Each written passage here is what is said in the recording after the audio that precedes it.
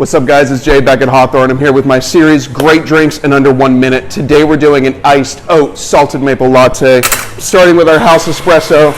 It's a combination of Mexican and Ethiopian coffees that we call the Edge of Normal blend. We use it on all of our espresso drinks. It's fantastic. I'm gonna get some ice. Start my shot. While my shot's pulling, I get my oat.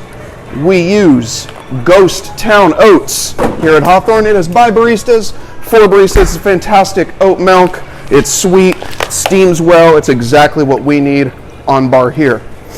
Our salted maple syrup is literally sea salt and maple syrup. We make it in-house every single day.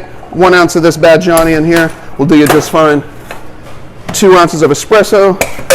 She's ready for a shake.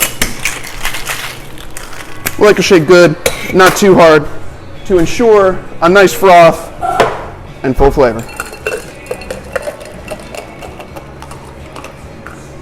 This is our oat milk salted maple latte, served up 7 days a week at Hawthorn Coffee. Come get one soon.